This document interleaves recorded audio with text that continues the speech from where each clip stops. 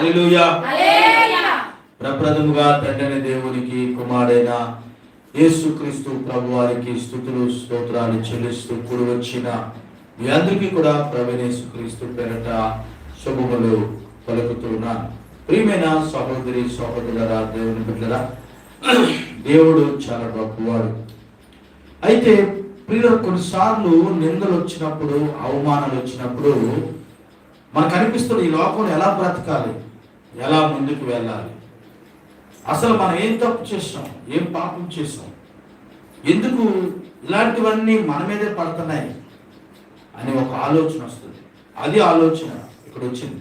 యెహోవా లోకులు ఇక్కడ భయంకరకులు కాకుండానట్లుగా నేను బాధపడుతున్నాను, నా కోరికని నీవు విని ఉన్నావు. హల్లెలూయా.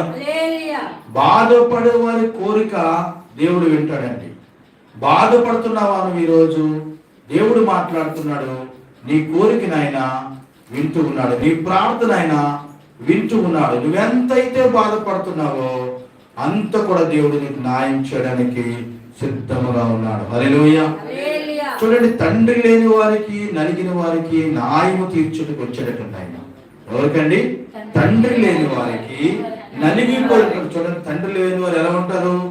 నలిగిపోతారు. వాళ్ళు ఎలా ముందుకు వెళ్ళాలో తోచదు, ఎలాగా వాళ్ళు ఎట్టి జ్ఞానము తెలుసుకునేలాలో, ఎలా బ్రతకాలో ఈ భూమి మీద తెలియదు. ప్రియమైన సహోదరి సహోదరుల, చిన్నతనంలో తండ్రి చనిపోయినటువంటి వారికి ఇలాంటి బాధలన్నీ ఉంటాయండి.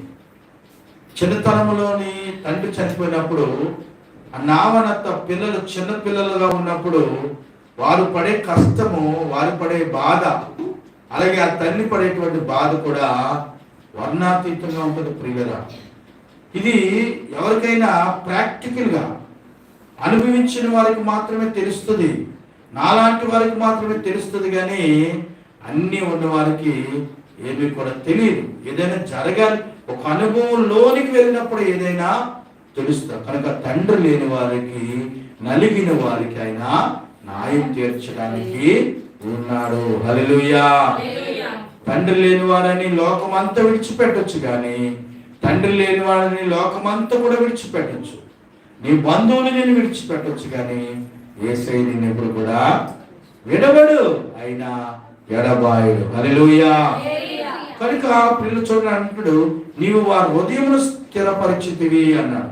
చూసారా, తండ్రి లేని వారి హృదయాన్ని దేవుడు స్థిరపరుస్తాడు. తండ్రి లేని పిల్లలకి వాళ్ళ హృదయము ఎలా తయారవుతుందంటే, ఏ కష్టం వచ్చినా మేము రెడీ, ఏ బాధ వచ్చినా మేము రెడీ. ఎందుకంటే అంతకన్నా కష్టాలు ఇంకేం వస్తాయి, కానీ వారి హృదయము చాలా స్ట్రాంగ్గా తయారవుతారు. కనుక వారు ఏదైనా వచ్చినప్పుడు అది తట్టుకోవడానికి కలిగినటువంటి సామర్థ్యము దేవుడు తండ్రి లేని పిల్లలకి ఇస్తాడు. దేవునికి స్తోత్రం. హల్లెలూయా. కనుక పిల్లలు చూడండి, అక్కడ బైబిల్ గ్రంథంలో ఉంది మరొక మాట ఏంటంటే, చెవియోకి ఆలకించు ప్రియ అన్నాడు.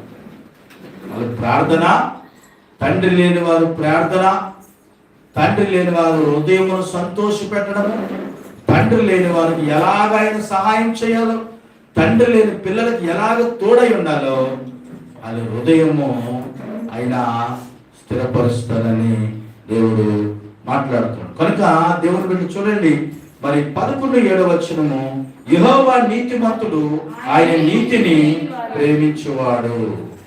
యెహోవా ఎవరు? నీతిమంతుడు. ఆయన ఏం చేస్తారంటే నీతిని మాత్రమే ప్రేమిస్తాడు, చెడుని ఆయన దూరపరుస్తాడు. ఒకవేళ చెడు చేస్తూ ఉంటే ఆయన చూస్తూ ఊరుకునే దేవుడు కాదు. ప్రియులారా, కనుక చెడుని విసర్జించాలి, చెడుని దూరంగా ఉంచి దేవుని సన్నిధికి రావాలి, దేవుని దగ్గరికి రావాలని దైవ లేఖనము సెలవిస్తుంది. కనుక చూడండి, 9:10 చూద్దాం ఒకసారి. యెహోవా విడిచిపెట్టేవాడు. దేవుణ్ణి ఆశ్రయిస్తే దేవుడు విడిచిపెట్టడండి. మనుషులు ఆశ్రయించే వారికి ఎప్పుడైనా వదిలేస్తారు, ఎప్పుడైనా వదిలేయచ్చు. కానీ ప్రభువుని ఆశ్రయించు, ప్రభువుని పట్టుకుని చూడు, ప్రభువుని బలంగా పట్టుకుంటే ఆయన ఎప్పటికీ నిన్ను వదలడు. ఎందుకు?